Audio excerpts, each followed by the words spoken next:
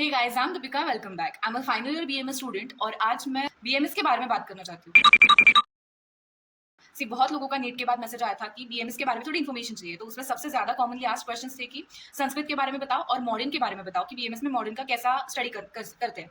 तो पहले तो हम एड्रेस करेंगे संस्कृत को। संस्कृत एक लैंग्वेज है ऑब्वियसली, और फर्स्ट ईयर में आपको सिर्फ संस्कृत सब्जेक्ट होता है, बाकी सेकंड और लास्ट ईयर में नहीं होता है।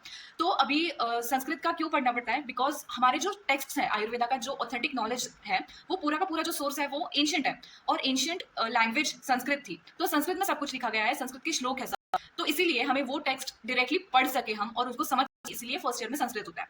अब जिनका 10th स्टैंडर्ड तक या 12th स्टैंडर्ड तक कभी भी संस्कृत नहीं रहा है, मैं खुद ऐसी स्टूडेंट हूँ और मैंने फिर भी संस्कृत में अच्छा स्कोर किया है, डिस्टिंक्शन मिला था मुझे। इतना डिफिकल्ट नहीं है। इट इज अ लैंग्वेज, आपको बस थोड़ा ग्रामर पे फोकस करना पड़ता है और थोड़ा समझने में ज्यादा डिफिकल्टी नहीं होती, क्योंकि हिंदी और मराठी भी संस्कृत से ही आई है लैंग्वेजेस। तो अगर आप ये दोनों लैंग्वेजेस जानते हो तो आपको संस्कृत जानना इज नॉट दैट डिफिकल्ट। थोड़ा एफर्ट डालना पड़ेगा शुरू में, लेकिन हो जाएगा, इतना डिफिकल्ट नहीं है। सेकेंड थिंग इज, आपको संस्कृत फिर आगे किस चीज में यूज होगा। देखो, अभी फर्स्ट ईयर की यूनिवर्सिटी एग्जाम के लिए, बाद में फिर फाइनली आपको जब पीजी की प्रिपरेशन करनी है तब आपको संस्कृत पढ़ना पड़ेगा, क्योंकि पीजी में सब सब्जेक्ट्स होते हैं। फिर नेक्स्ट क्वेश्चन था कि बीएमएस में आयुर्वेद के साथ मॉडर्न पढ़ते हैं क्या।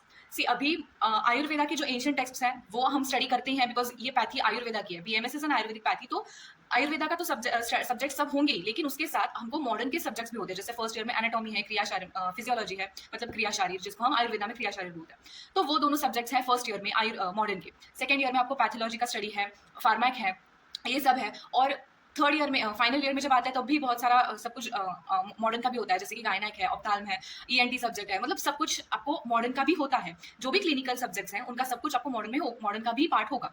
Why this? बिकॉज जब आपके पास पेशेंट्स आएंगे तो उनको आयुर्वेदिक टर्म्स बहुत सारे लोगों को पता नहीं होती है, वो मॉडर्न का थोड़ा थोड़ा जानते हैं। तो आपको जब रिपोर्ट रीडिंग होता है, मतलब पेशेंट सिर्फ आयुर्वेदिक डॉक्टर के पास जाता है ऐसा नहीं है, वो मॉडर्न के पास, मॉडर्न एलोपैथिक डॉक्टर्स के पास जाके आते हैं, होम्योपैथिक के पास जाके आते हैं, फिर आपके पास जाते हैं। तो आपको उस सब चीज़ों का, जो टर्म्स उन्होंने लिखी हैं, उन डॉक्टर की प्रिस्क्रिप्शन जब आपको वो दिखाते हैं, तो आपको समझ में आना चाहिए कि वो एक्जैक्टली क्या है। इसलिए आपको सब मॉडर्न का भी स्टडी करना पड़ता है। So it depends on you कि आपको कौन सा प्रैक्टिस करना है, मॉडर्न प्रैक्टिस करना है या आयुर्वेदिक प्रैक्टिस करना है।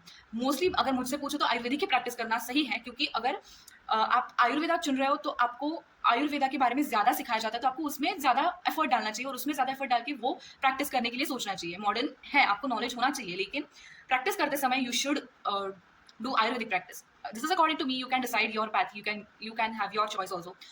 तो ये था मॉडर्न और संस्कृत के बारे में। अगर आपको कुछ और भी डाउट्स हैं तो प्लीज कमेंट्स में ड्रॉप कर देना, I will surely make videos on that. Thank you.